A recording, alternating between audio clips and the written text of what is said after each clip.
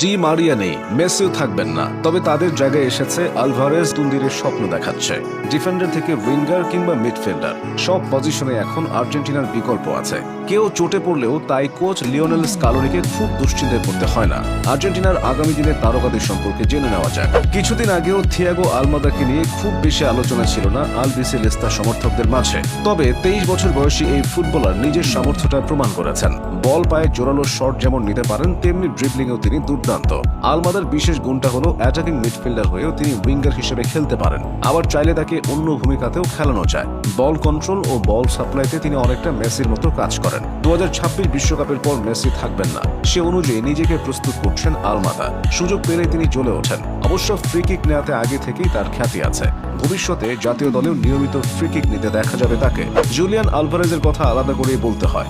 আলভারেজের মতো versatile footballer বর্তমানে আরেকজন খুঁজে পাওয়া কঠিন। তাকে যে পাত্রে রাখা হয় তিনি সেই পাত্রের আকার ধারণ করেন। পুরোপুরি নাম্বার 9 পজিশনে খেলতে পারেন, আবার অনেকটা সেকেন্ড স্ট্রাইকারের ভূমিকাতেও নিজেকে মানিয়ে নেন। কখনো নিজে গোল করেন, কখনো আবার গোল করানোর দিকে বেশি মনোযোগ দেন। নিজে একটা শট নিলে বিপরীতে 4টা সুযোগ তৈরি করেন। আলভারেজ হলেন আর্জেন্টিনার হৃৎপিণ্ড।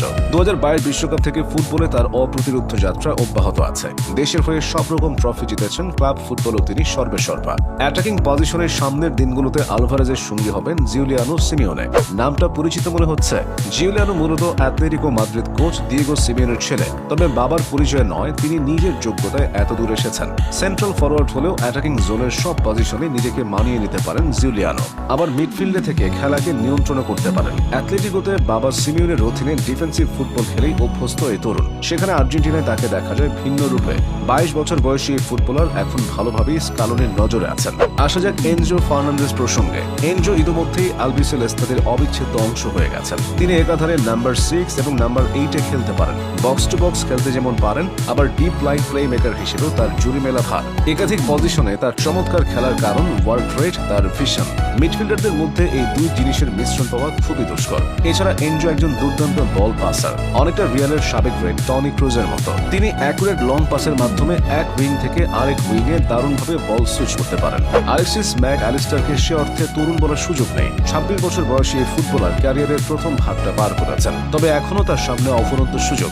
ম্যাক অ্যালিস্টারের সবচেয়ে বড় শক্তি দুর্দান্ত সব ডিফেন্স সেরা পাস। যে কোনো জায়গা থেকে ফাইনাল থার্ডে গুরুত্বপূর্ণ পাস দিতে সিদ্ধহস্ত এই আর্জেন্টাইন। এছাড়া ড্রিবল করার সহজাত ক্ষমতা ও সেট পিসেও নিজেকে প্রতিনিয়ত প্রমাণ করেছেন এই মিডফিল্ডার। ম্যাক অ্যালিস্টারের আরেকটি গুণ হলো ট্যাকল করার দুর্দান্ত ক্ষমতা। লিভারপুল জার্সিতেও সবচেয়ে বেশি ট্যাকল করতে দেখা যায় তাকে। নানা গুণে গুণান্বিত এই ফুটবলার আর্জেন্টিনার খুঁটি হিসেবে কাজ করছেন। ভবিষ্যতের আর্জেন্টিনা ভরসা খুঁজবে আরেক তরুণ নিকো পাসে। 20 বছর বয়সী নিকো রিয়াল মাদ্রিদের একাডেমি থেকে উঠে এসেছেন। একজন আধুনিক মিডফিল্ডারের যেসব দক্ষতা থাকা দরকার তার মধ্যে সবই আছে। নিকো মাঠের অনেকটা জুড়ে খেলতে পারেন, বা পায়ের মিডফিল্ডার হওয়ায় তার কদরও বেশি। তবে আর্জেন্টিনায় এখনো পর্যাপ্ত সুযোগ পাননি তিনি। মেসি, ডি মারিয়ারা চলে গেলেও এই তরুণরা আর্জেন্টিনাকে সঠিক পথেই রাখবে, সমর্থকদের এমনটাই আশা।